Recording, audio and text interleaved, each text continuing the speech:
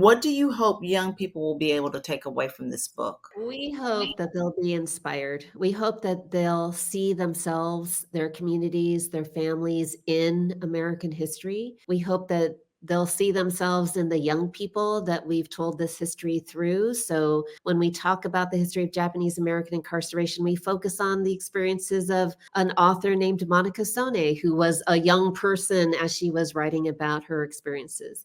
Yes, most definitely.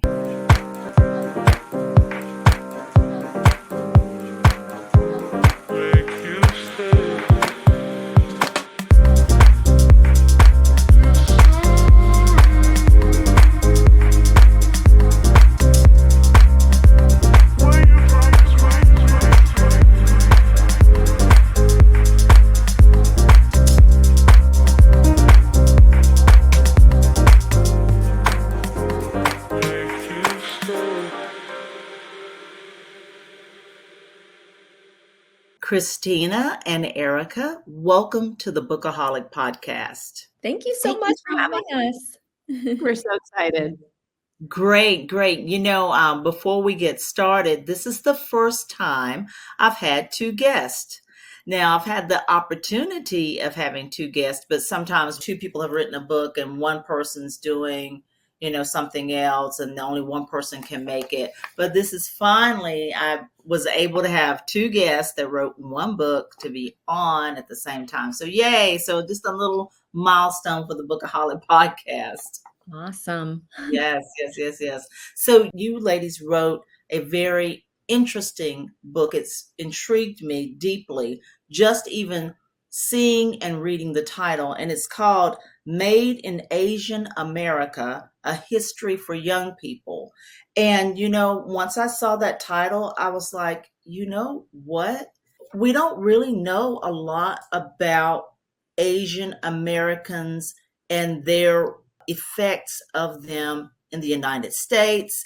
We see all this fictional stuff and movies, of Asian history. We see all of these different things, but never really anything really tying in the Asian American experience with the United States and looking at all the different perspectives coming from the Asian American. And this is written specifically for young people, which that is great because all of our young people are getting disconnected from all of our histories. There's young Black children that are totally disconnected from the Black experience of my parents' childhood and growing up and Jim Crow and all of these things and the Civil Rights Act, and as well as there's Asian children.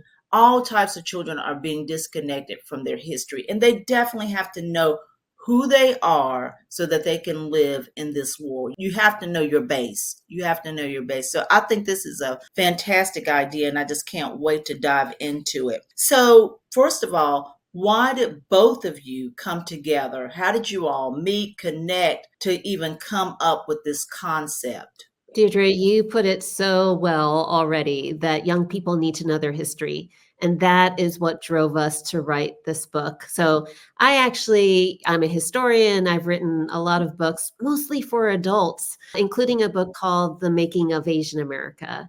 And that came Yes. out a few years ago. I've heard that a lot of readers found it very powerful, that they saw their history represented in American history for the first time. During the pandemic, I heard from them as parents of young readers, of school children who were getting harassed, were getting called names, spat upon. This is during the pandemic when there was so much racist and xenophobic language circulating in our politics and having a real impact on our students. And they were feeling ignored.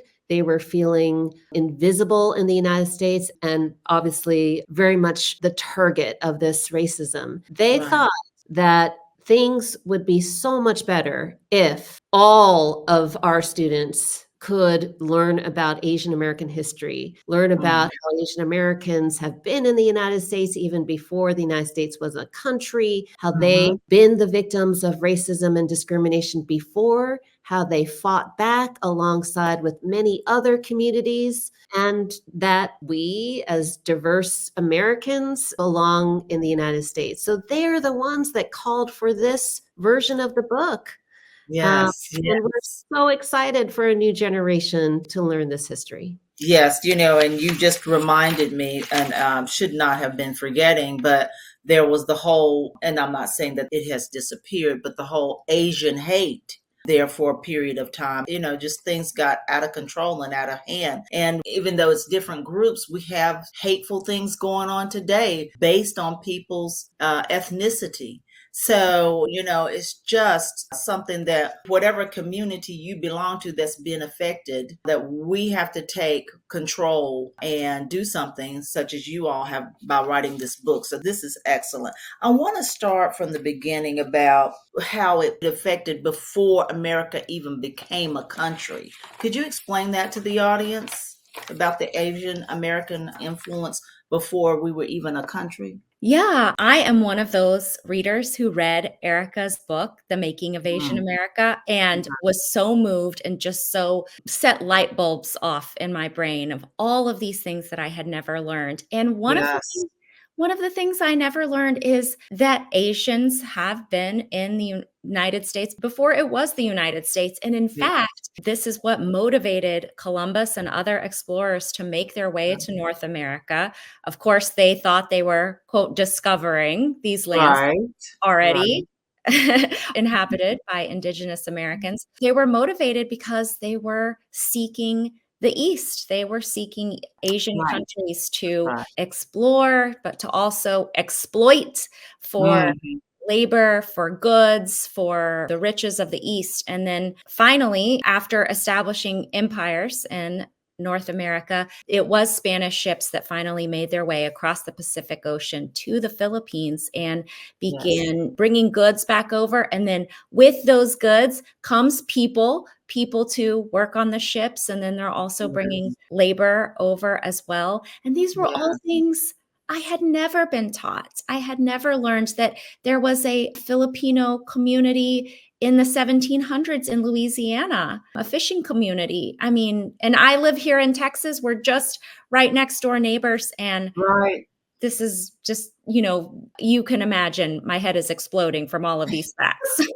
Well, when I looked up Erica's book and I saw the table of contents, just reading the table of contents, I'm like you, my head is exploding right now. So definitely I'm going to purchase that book after this interview.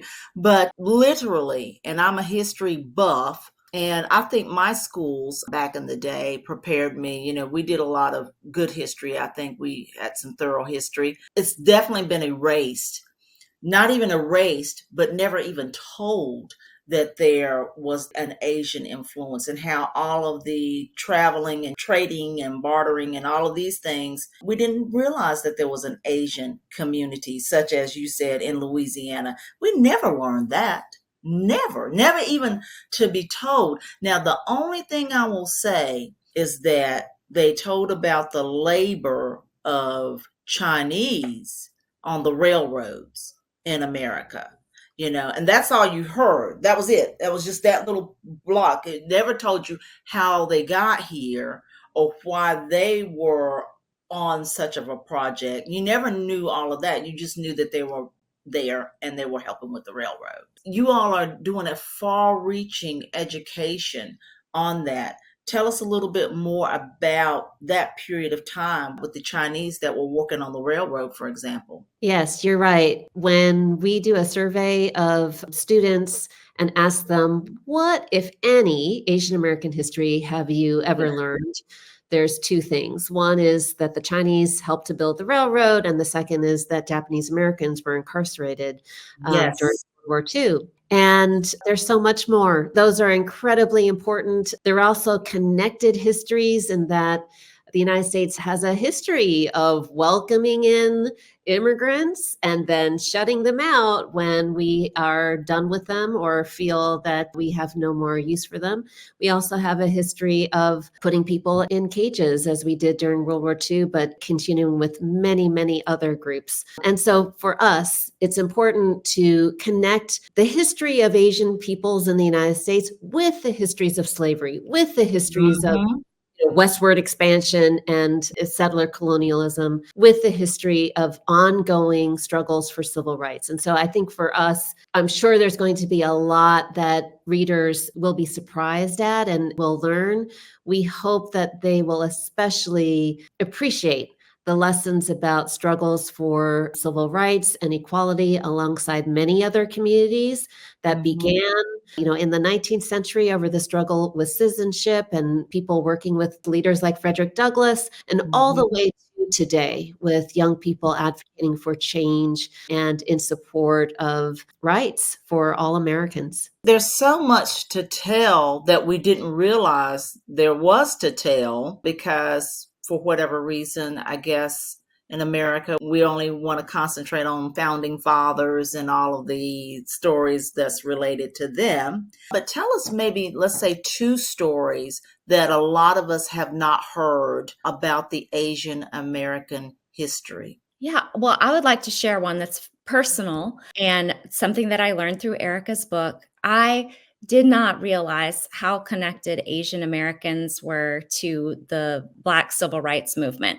So, Oh, yeah. so my family is Thai. My father Okay. immigrated from Thailand and he came over in 1968. And at that time, if I had a lot of family friends and other families that came over at around the same time. And I always thought, oh, well, my dad started a trend. He came in 1968 and everybody just kind of wanted to follow what he was doing. Right. Well, no, it was because in 1965, there was a new law passed, signed by Lyndon Johnson, the 1965 Immigration and Nationality Act that finally took away these barriers. Before then, it was so difficult for Asians to immigrate to the United States. It was just Okay. almost impossible for someone like my dad from Thailand to get here. And Right. a major reason that he signed that legislation is that the Black civil rights movement had been pushing him to do the right thing on voting Right. rights, on civil rights. And this was a piece of that. So I just had my mind open of how much I owe civil rights leaders for my even existence here, and Right. just how much cross solidarity there has been over the years that I never learned about. Wow, that's incredible because I am today years old just knowing that fact that you just said. You have to really realize, you have to actually get to be a full-blown adult to know when Congress proposes something, there's the title, the thing that they mention, but within those, there's several different things, and it's in layers when they pass a bill or pass a law. Yes. So that was within the Civil Rights Act, and I did not realize that. I had Yes, no idea. just all That's the momentum of the years and the decades of the struggle that pushed for that moment that, oh, when I read that, I was like, and then that's how I got here. So wow, it's that's just incredible. eye-opening. Yeah. Wow, definitely. And Erica, do you have a story you can share with us that a lot of us are just walking around and not even knowing about? Yes, and it's very similar. It's about Asian Americans following in the footsteps of African American civil rights leaders, and that is over the right of birthright citizenship. So I think most students learn that with the 14th Amendment after the Civil War, it guarantees, amongst many things, though, it guarantees the right for any person born in the United States to be considered a citizen thereof. It's called Yeah. birthright citizenship. And that was a right that civil rights leaders like Frederick Douglass had been advocating for decades. And the Yes. 14th Amendment was meant to sort of, for once and for all, kind of secure that right. But the Right. question was that when Chinese immigrants started coming over, the first group of non-white immigrants to come over to the United States in such large numbers, then our lawmakers were thinking, okay, like, are they going to be allowed to be naturalized citizens? No. Are they going to be allowed to be birthright citizens if they have children here? And that was a big debate. So this individual, Wang Kamark, born in the United States, born in California, goes to China to visit his parents. And when he returns to the United States, the US government tries to deport him back to China, where he was never born, and Oh, right. yeah, and say, well, you are ineligible to be a citizen because we have laws. Our existing laws say that your parents, who are Chinese, non-white, are ineligible to citizenship. And he said, what about the 14th Amendment? And they say, Right. yeah, that doesn't apply to you because your parents were Chinese. And he said, let's think this over. He got some really good lawyers, and they Yeah. took the case all the way to the Supreme Court.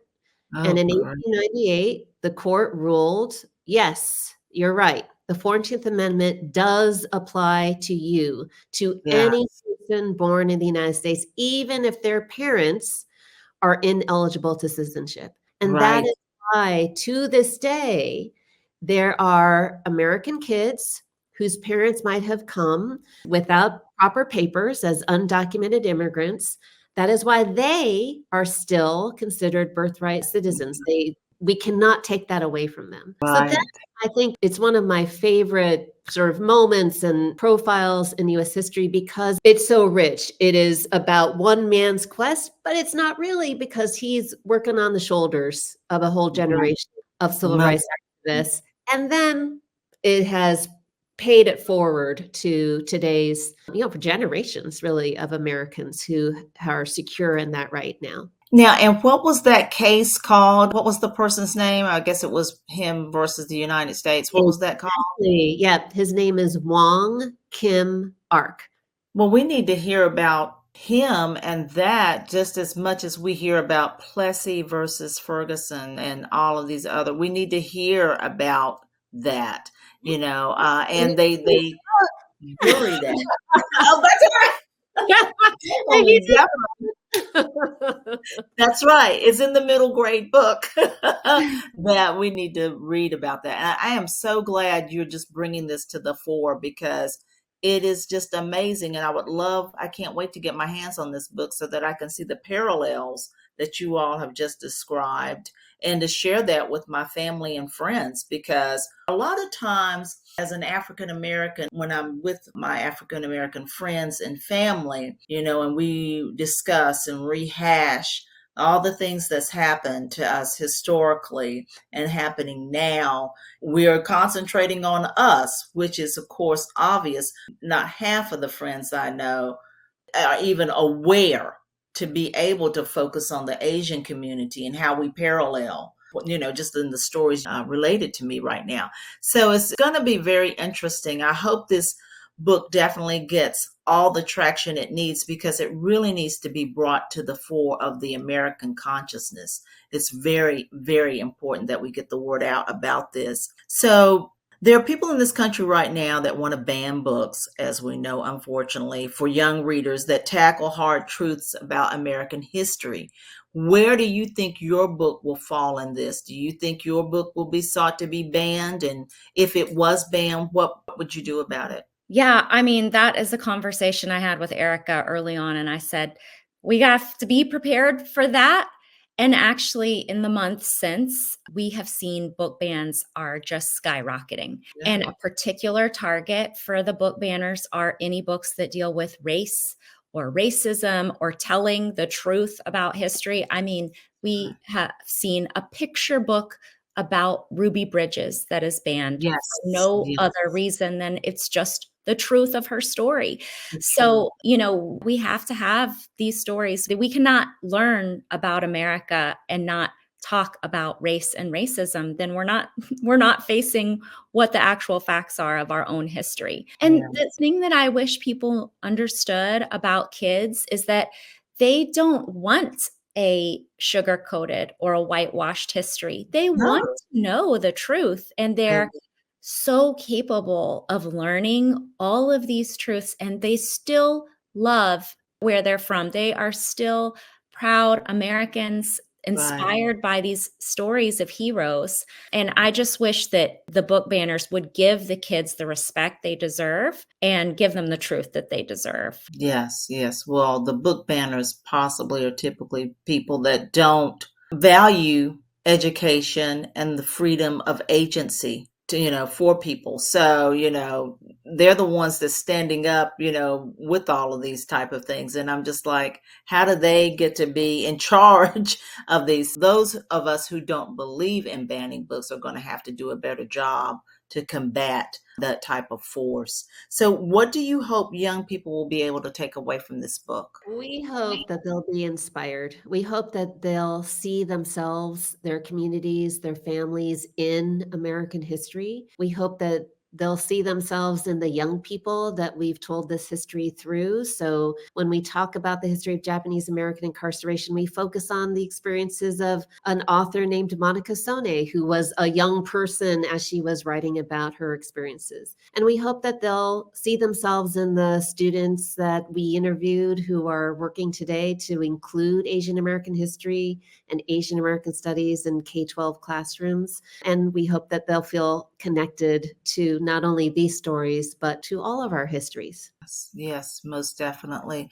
Well, I will tell you, I've have some videos that I did a few days ago, and I talk about two middle grade books. One is The Door of No Return by Kwame Alexander, and the other is Force of Nature by Anne E. Berg, and that is about a novel about Rachel Carson, who is the mother of environmentalism. Both were written lyrically. But I read both of those middle grade books and they were phenomenal, phenomenal. And as a definitely a full grown adult, I got a lot out of those books. And I do feel that this book will do the same for me or any adult. This is a great opportunity for a parent and children for both to read the book, the same version, and be able to cross discuss this book. I think that's the beauty of these emerging middle grade books and what they have done for a lot of people. It'll help adults because they can get through it pretty quickly and still get the general information, and then their middle grade child read the book, and it just opens the door for conversation between families, and it's very much needed. So definitely I am going to have Made Asian America, A History for Young People in my stand store for my people to access and go ahead and purchase. But definitely this is an important book that needs to be talked about more fully. And Christina and Erica, thank you for joining me today. Thank you, Deirdre. Much. Thank you.